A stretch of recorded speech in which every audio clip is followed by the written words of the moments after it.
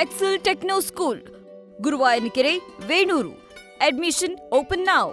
ಮಧ್ಯಪ್ರಾಚ್ಯದಲ್ಲಿ ಯುದ್ಧದ ಸನ್ನಿವೇಶ ತಣ್ಣಗಾಗಿದೆ, ಕದನ ವಿರಾಮ ಘೋಷಣೆಯಾಗಿದೆ ಅಂತ ಭಾವಿಸಿದ್ರೆ ಹಾರ್ಮುಜ್ ಜಲಸಂಧಿಯ ಸಿಚುವೇಶನ್ ತಕ್ಷಣಕ್ಕೆ ಸರಿ ಹೋಗೋ ರೀತಿ ಕಾಣಿಸ್ತಾ ಇಲ್ಲ. ಇದೆಲ್ಲದರ ಮಧ್ಯೆ ಹಾರ್ಮುಜ್ ಜಲಸಂಧಿಯಲ್ಲಿ ಹಡಗುಗಳ ಸಂಚಾರ ಹೆಚ್ಚಾಗಿದೆ. ತಾತ್ಕಾಲಿಕ ಕದನ ವಿರಾಮದ ಹಿನ್ನೆಲೆಯಲ್ಲಿ ಯುದ್ಧದ ಸಿಚುವೇಶನ್ ಇದ್ದಿದ್ದಕ್ಕಿಂತ ಈಗ ಹಡಗುಗಳ ಸಂಚಾರ ತಕ್ಕ ಮಟ್ಟಿಗೆ ಹೆಚ್ಚಳ ಕಂಡಿದೆ. ಮಧ್ಯೆ ಮಧ್ಯೆ ಹಾರ್ಮುಜ್ ಜಲಸಂಧಿ ಬಂದಾದ್ರೂ ಸಂಚಾರಕ್ಕೆ ತಡೆಯಿಲ್ಲ. ಇತ್ತ ಅಮೆರಿಕ ಬ್ಲಾಕೇಡ್ನ ಮಾಡ್ತಾ ಇದ್ದು ಕೂಡ ಸಂಚಾರ ಹೆಚ್ಚಳವಾಗಿದೆ. ಮೆರಿಟೈಮ್ ಟ್ರ್ಯಾಕಿಂಗ್ ಡಾಟಾದಿಂದ ಸಿಕ್ಕಿರುವಂತಹ ಮಾಹಿತಿ ಇದು.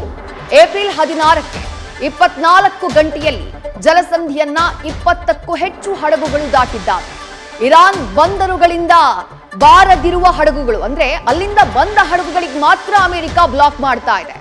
ಉಳಿದ ಹಡಗುಗಳಿಗೆ ಅಮೆರಿಕ ಅಡ್ಡಿಪಡಿಸ್ತಾ ಇಲ್ಲ. ಇತ್ತ ಇರಾನ್ ಕೂಡ ಬಹುತೇಕ ದೇಶಗಳ ಹಡಗುಗಳಿಗೆ ಅಡ್ಡಿಪಡಿಸ್ತಾ ಇಲ್ಲ. ಹೀಗಾಗಿ ಹಾರ್ಮುಜ್ ಜಲಸಂಧಿಯಲ್ಲಿ ಟ್ರಾಫಿಕ್ ಹೆಚ್ಚಾಗಿದೆ. ಯುದ್ಧದ ಬಳಿಕ ಹಡಗುಗಳ ಸಂಚಾರದಲ್ಲಿ ಇಳಿಕೆಯಾಗಿದೆ. ಆದ್ರೂ ತಾತ್ಕಾಲಿಕ ಕದನ ವಿರಾಮದ ಬಳಿಕ ಸಂಚಾರದಲ್ಲಿ ತಕ್ಕ ಮಟ್ಟಿಗೆ ಹೆಚ್ಚಳ ಕಂಡಿದೆ ಅನ್ನುವಂಥ ಮಾಹಿತಿ ಲಭ್ಯವಾಗ್ತಾ ಇದೆ. ಮೆರಿಟೈಮ್ ಡಾಟಾ ಅಂಥದ್ದೊಂದು ಸುಳಿವನ್ನ ನೀಡ್ತಾ ಇದೆ.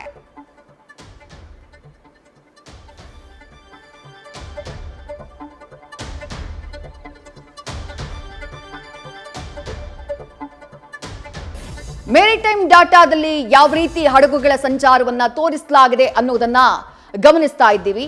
ಇದು ಹಾರ್ಮುಜ್ ಜಲಸಂಧಿ. ಹಾರ್ಮುಜ್ ಜಲಸಂಧಿಯ ತುದಿಯ ಭಾಗವನ್ನ ಗಮನಿಸ್ತಾ ಇದ್ದೀರಿ. ಆ ಭಾಗ ಸೀದಾ ಅದು ಇರಾನ್ಗೆ ಹೋಗುತ್ತೆ. ಇರಾನ್ ಹಾರ್ಮುಜ್ ಜಲಸಂಧಿಯ ಆ ಭಾಗ ಏನಿದೆ, ಆ 33 ಕಿಲೋಮೀಟರ್ನ ಅಂತರ ಏನಿದೆ, ಅದರಲ್ಲಿ ಆಲ್ರೆಡಿ ಸಿ ಮೈನ್ಗಳನ್ನ ಹಾಕಿದೆ. ಕೇವಲ 3 ಕಿಲೋಮೀಟರ್ ವ್ಯಾಪ್ತಿಯಲ್ಲಿ ಮಾತ್ರ ಸಂಚಾರಕ್ಕೆ, ಹಡಗುಗಳ ಸಂಚಾರಕ್ಕೆ ಅವಕಾಶವನ್ನ ಕೊಟ್ಟಿದೆ. ಅದು ಯಾವ ಹಡಗುಗಳಿಗೆ? ಭಾರತ, ಪಾಕಿಸ್ತಾನ, ಚೀನಾ ಹಾಗೆ ಶ್ರೀಲಂಕಾ, ಹೀಗೆ ತನ್ನ ಸ್ನೇಹಿ ರಾಷ್ಟ್ರಗಳು ಯಾವುದಿದ್ದಾವೋ ಆ ರಾಷ್ಟ್ರಗಳ ಹಡಗುಗಳಿಗೆ ಇರಾನ್ ಸಂಚಾರಕ್ಕೆ ಅವಕಾಶವನ್ನ ಮಾಡಿಕೊಟ್ಟಿದೆ. ಮತ್ತೊಂದು ಕಡೆ ಅಮೆರಿಕ ಅರೇಬಿಯನ್ ಸೀನಲ್ಲಿ ಬ್ಲಾಕೇಡ್, ಒಮಾನ್ ಗಲ್ಫ್ ನಲ್ಲಿ ಬ್ಲಾಕೇಡ್ ಅನ್ನ ಮಾಡಿದೆ. ತನ್ನ 15ಕ್ಕೂ ಹೆಚ್ಚು ಯುದ್ಧ ನೌಕೆಗಳನ್ನ ಅಲ್ಲಿ ಡಿಪ್ಲಾಯ್ ಮಾಡಿದೆ. ಅಲ್ಲಿ ಡಿಪ್ಲಾಯ್ ಮಾಡಿರೋದ್ರಿಂದ ಬೇರೆ ದೇಶಗಳು, ಕೆಲ ದೇಶಗಳ ಹಡಗುಗಳ ಸಂಚಾರಕ್ಕೆ ಅದು ಯಾವುದೇ ರೀತಿಯಾದಂತಹ ತೊಂದರೆಯನ್ನ ಕೊಡ್ತಾ ಇಲ್ಲ. ಆದ್ರೆ ಇರಾನ್ನ ಪೋರ್ಟ್ ನಿಂದ ಹೊರಡ್ತಾ ಇರುವಂತಹ ಹಡಗುಗಳ ಸಂಚಾರಕ್ಕೆ ಅದು ಅಡ್ಡಿಯನ್ನ ಉಂಟು ಮಾಡುವಂತಹ ಕೆಲಸವನ್ನ ಮಾಡ್ತಾ ಇದೆ. ಬಟ್ ವೆರಿ ಇಂಟ್ರೆಸ್ಟಿಂಗ್ಲಿ ನಿನ್ನೆ ಒಂದು ಡೆವಲಪ್ಮೆಂಟ್ ಆಯ್ತು. ಇರಾನ್ನಲ್ಲಿ ನಡೆದಂತಹ ಮಾತುಕತೆ, ಅಮೆರಿಕಾದ ಜನರಲ್ ಆಸಿಫ್ ಮುನೀರ್ ಅಲ್ಲಿಗೆ ಹೋಗ್ತಾರೆ. ಅದಾದ ನಂತರ ಒಂದು ಮಾತುಕತೆ ನಡೆಯುತ್ತೆ. ಸಂಜೆಯ ಟೈಮ್ನಲ್ಲಿ ಟ್ರಂಪ್ ಘೋಷಣೆ ಮಾಡ್ತಾರೆ ಹಾರ್ಮುಜ್ ಜಲಸಂಧಿ ಎಲ್ರಿಗೂ ಓಪನ್ ಆಗಿದೆ ಅಂತ ಹೇಳಿ. ಅದಾದ ನಂತರ ಇರಾನ್ ಅದನ್ನ ನಿರಾಕರಿಸುವಂತಹ ಕೆಲಸ ಮಾಡುತ್ತೆ. ಬಟ್ ಈ ಮ್ಯಾಪ್ ಏನ್ ಹೇಳ್ತಾ ಇದೆ, ನಿಮ್ಗೆ ಆ ರೆಡ್ ಕಲರ್ ಅಲ್ಲಿ ಏನು ಮಾರ್ಕ್ಗಳನ್ನ ಹಾಕಿದ್ದಾರೆ, ರೌಂಡ್ ಹಾಗೆ ಆರೋ ಮಾರ್ಕ್ ಅನ್ನ ತೋರಿಸಿದ್ದಾರೆ, ಅದು ಬಹಳ ಹೈ ರಿಸ್ಕ್ ಟ್ಯಾಂಕರ್ಗಳು ಅಂತ ಹೇಳಿ. ಅದು LPG ಟ್ಯಾಂಕರ್ ಆಗಿರಬಹುದು ಅಥವಾ ಆಯಿಲ್ ಟ್ಯಾಂಕರ್ ಆಗಿರಬಹುದು. ಆ ಟ್ಯಾಂಕರ್ಗಳ ಸಂಚಾರವನ್ನ ಆ ಮೆರಿಟೈಮ್ ಡೇಟಾದಲ್ಲಿ ತೋರಿಸ್ತಾ ಇರೋದು. ಇನ್ನು ಗ್ರೀನ್ ನಲ್ಲಿ ಇರುವಂತಹ ಹಡಗುಗಳು ಯಾವುದು ಅಂತ ಕೇಳಿದ್ರೆ, ಗ್ರೀನ್ ನಲ್ಲಿ ತೋರಿಸ್ತಾ ಇರೋದು ಕಾರ್ಗೋ ಹಡಗುಗಳು, ಅಂದ್ರೆ ಸರಕು ಸಾಗಾಣೆಯ ಹಡಗುಗಳನ್ನ ಅದು ತೋರಿಸ್ತಾ ಇದೆ.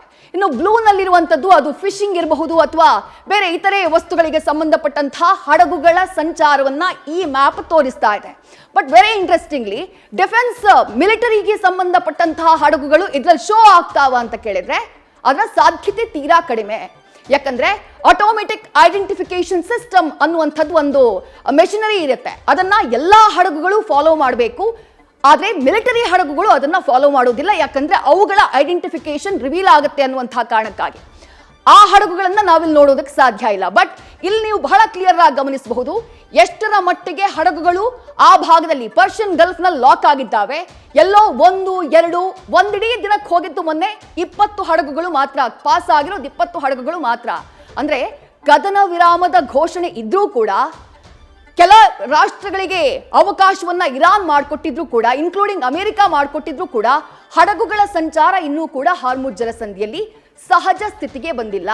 ಓಪನ್ ಇದೆಯೋ ಓಪನ್ ಇಲ್ವೋ ಅನ್ನೋದ್ರ ಬಗ್ಗೆ ಎರಡೂ ರಾಷ್ಟ್ರಗಳ ಮಧ್ಯೆ ಇನ್ನೂ ಅಗ್ರಿಮೆಂಟ್ ಆಗಿಲ್ಲದೆ ಇರುವಂತಹ ಕಾರಣಕ್ಕಾಗಿ ಆ ಗೊಂದಲ ಅದೇ ರೀತಿಯಾಗಿ ಮುಂದುವರೆದಿದೆ. ನ್ಯೂಸ್ ಫಸ್ಟ್ ನಿರ್ಭೀತಿಯಿಂದ ನಿಮ್ಮ ಪರವಾಗಿ.